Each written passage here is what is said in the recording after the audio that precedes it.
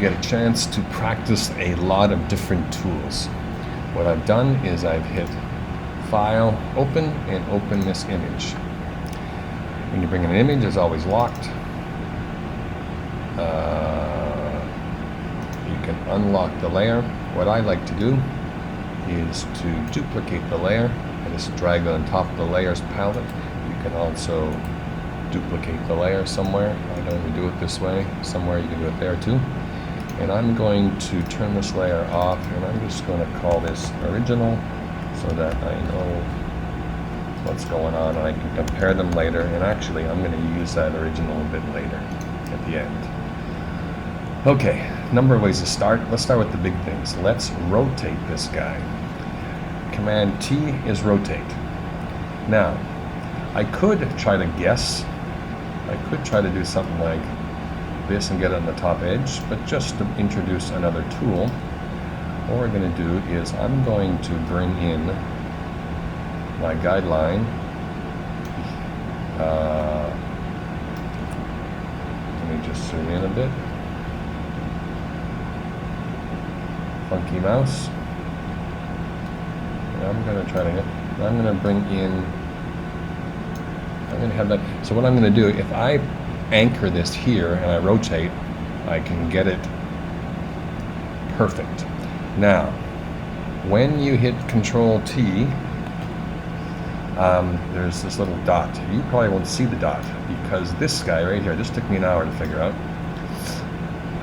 It brings in the pivot point. So I'm simply going to move the pivot point to that corner and watch what happens now when I rotate. I have full control. So I can get this pretty darn straight and accept.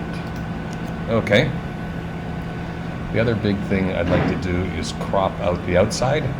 So I could use a selection tool and do the inverse, or I can use the crop and randomly try to get what I have. What I've just done there is ratio, new original ratio. So if you wanted to go down to the mall and get this printed at a certain size, you could say that you want it at a certain size. I'm a 2:3 ratio. So what happens here is this gives you the ratio of the width to the height if you're looking for it. Not necessary, but in this case I'm going to use it, and I'm going to say that's pretty good, and I'm going to crop. Didn't get it quite perfect on the edge, but in terms of speed, we'll leave it there. Okay, still sitting with the big picture idea. This picture is dull and dark. So let's attack the entire image all at once. So if I go to image and adjust the image, some of these things you're going to recognize. You could play with brightness and pop up a bit. That doesn't do too trivial. It washes it out a bit. If you are a photographer, you would be familiar with exposure and how much light is allowed in, and you could play around here a little bit better there. What the experts will do is they will use, they will use curves. This is a bit harder to understand. And if you're interested in curves, you can check out Photoshop Curves tutorial. You're going to get a pretty good adjustment there. I'm not going to use this one though. I'm going to use the same one that I used in Pixlr because it's much easier to digest. Levels. So this will show you the lights and the darks in a graph form. So if we pull this, what does this do? That seems to make things darker. So the general rule is when you have the graph, you kind of get rid of the outlying things first. That's what I tend to do. And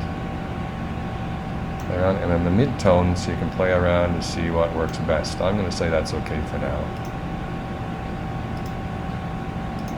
So right away, let's see what's happened.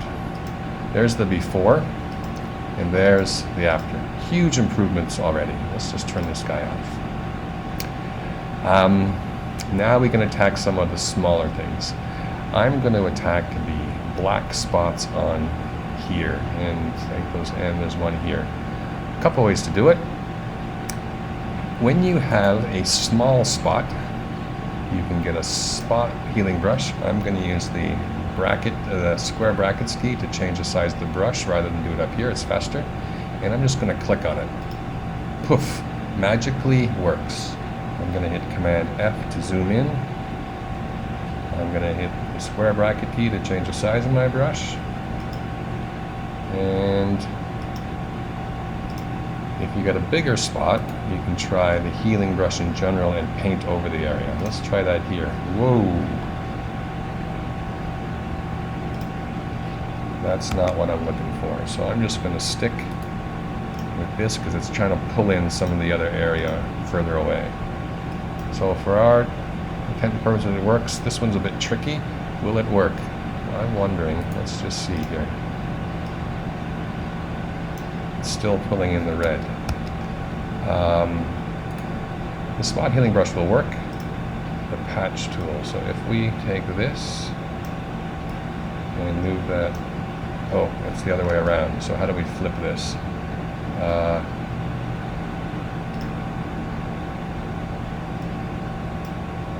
Nope, let's hit the Command D. Rather than flipping it, what if we did? There we go. So, I use the patch tool. What does this actually say? Is there a pop-up? Add to or subtract? Add to selection. Alright, so that works. So a couple tools there. Command D to get rid of the ants. Command minus to zoom out a bit. And there's a little spot there as well. Let's use the same patch tool there.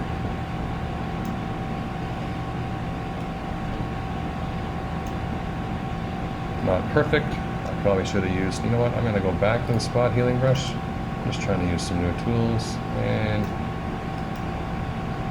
you can still see it if you look closely, but hey, there's no sense fixing the holes in the concrete. You can if you like. Alright, let's address the elephant in the room. This big hole here. You could use the now let's just see. Why is that? Do I need a source for the healing brush? Source? Yep, that's what it is. So it's trying to mix what's already there with where the crosshairs are. That's not working too well. Some of you are probably thinking, can't we just copy and paste this thing? Absolutely you can. Let's just let's use a different tool. Let's use the lasso tool. You could. I'm going fast again. Command C, Command V, and believe it or not, there's a second one that's sitting there. And if you got it right and do a little bit more efficiently, that would work as well. It puts that piece on a different layer. That's one way to do it. We could use the patch tool. Use the patch tool again. Let's just use the spot healing brush and make the brush a bit bigger. That's not working so well, is it? So maybe, again, there's never any, fine, whatever. Let's hit, you know what? I'm not even going to use the healing brush. I'm going to use the other tool that we're familiar with, the clone stamp. What were you thinking, Sturgeon? So, command, square brackets, get the brush. When you use the clone stamp in Photoshop, you need to click another button. So what I'm doing is I'm touching Option right now. I'm going to hold the Option and click the source. So I'm going to go click, and I'm going to go over here and notice that it's cloning from the source. When you have to clone a lot, you'll actually take a lot of sources. That doesn't make much sense if you don't show you another image. So we'll leave it. All right, you couldn't even tell that was there. Great. What else can we try? Let's change the color of the top of the window. If you didn't know any better, you might want to grab a brush, just a normal brush, and you could try to paint in here, but it's outside the lines and it's ugly. What you could do is perhaps select this area. Oh, my bad. Hold the Option key, hold the Option key to remove things from the selection. So now if you use the brush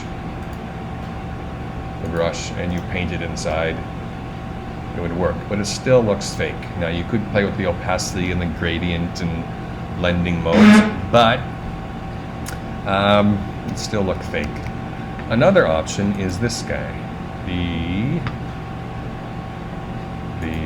color replace tool. So this can replace the color. If you know what color you want, I'm in red right now. Let's say I want to keep red. Watch what happens here. So it actually takes the color but keeps the texture, and it paints in the lines. That doesn't look so bad. However, if you from Pixlr, you might remember there's a better way. So we are going to do a little layer adjustment. So you can do it this way. All of these here, new adjustments layers, are also down here, and they're also in the adjustment panel, and they're all the same thing.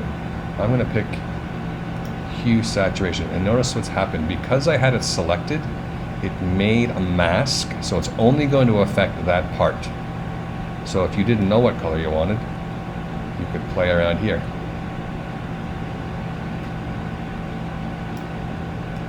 That's pretty darn cool. Find something that you like. Let's just do something gaudy for now. Let's just do that. So all this means is it's hiding the rest of the picture. The white part is revealed, and it's affecting that part there. And want to get the original color? Just turn that on and off. Similarly, if you wanted to change the color of the flowers, maybe you could use the magic wand. And whoa, so that's too much. So that tells me the tolerance is far too high, and it's picking all of the red everywhere in here. So I'm going to make sure it's only going to pick the red that's touching the red, and I'm going to pull this down a bit and see what happens.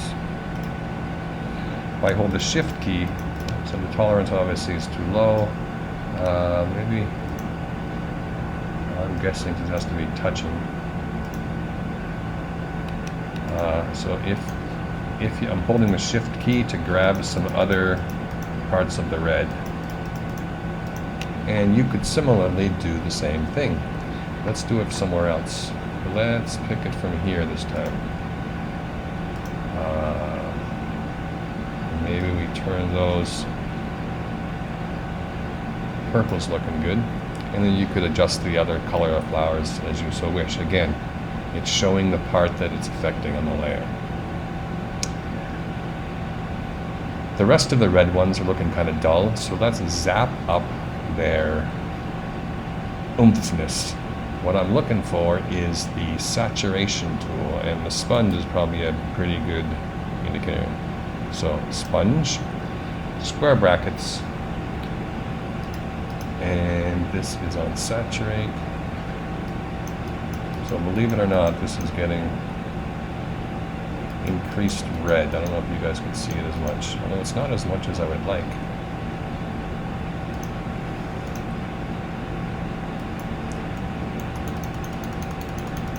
Oh, that's why. Because I'm on the wrong layer.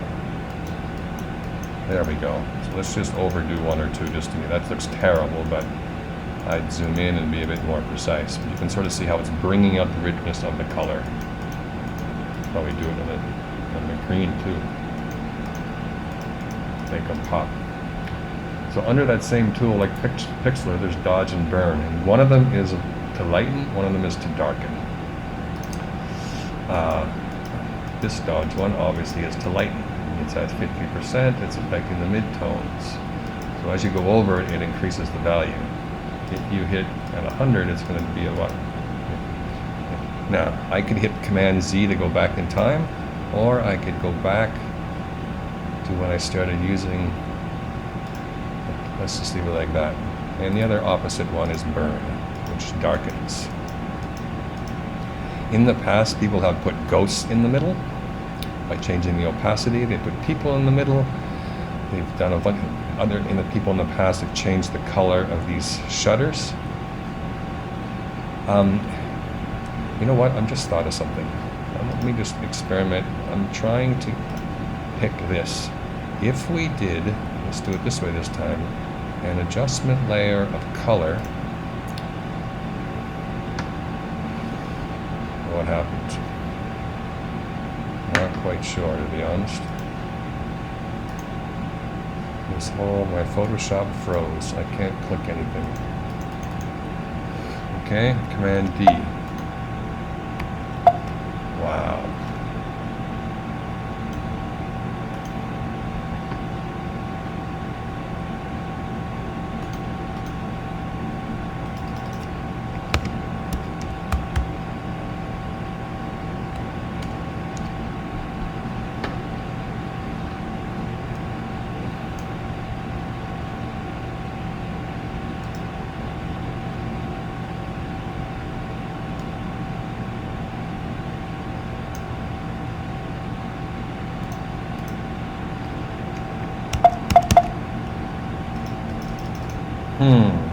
Oh, that's why.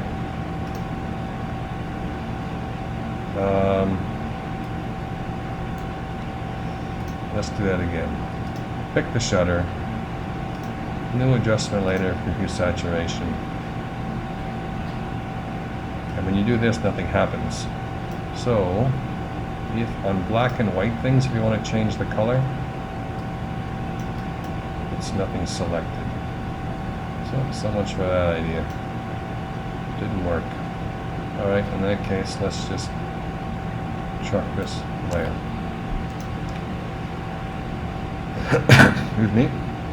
Let's say you made all your changes, and you would like, here's a little one too, let's do Option click. So what I just did here was I held the Option key and clicked one layer, it just shows that layer at once. So there's the before and the after. Let's put both of those side by side in the same document. We could go File, New, check the sizes, and notice that this is 400 by 600, so we have at least double that. We're going to do it in-house. So we're going to change the size of this canvas, width 400. So we're going to go Image, Canvas Size, and it needs to be at least twice that. So this 1200, and the height doesn't need to go much more. Let's go 900, and let's keep the after on this side. So now I'm in here, and if I click on this layer, it's going to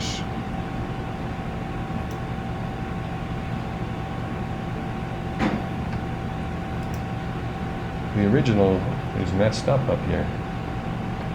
Anyway, I'll fix that. You get the right file. In this case, we're going to have the before and the after.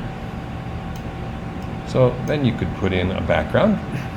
You could put before and after, and then you have your own before and after. Let's move this behind. Let's just take the paint bucket and fill with, there's a shortcut key for black, but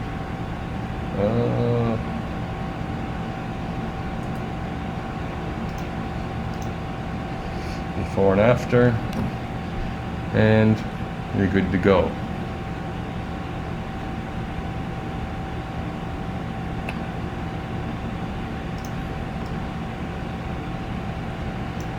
Oh, because of the mask. That's why. Because the mask, this is good to know. This is affecting everything underneath it. So in Photoshop, if you say create clipping mask, we only want it. Oh, that's the color we had. Yeah, just leave the clipping mask for another time. And just to test a theory here that I have. Yeah, the mask doesn't move. So I think, you want to get super advanced, I think. Command, or there, and we link them. So now those guys are together. And now, yeah, the mask stays with it. Wow, good job, Sturgeon. I probably should have. Okay, enough.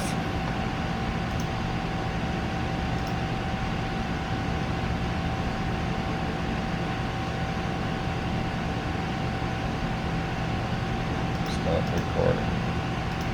So I need to lower. That's interesting.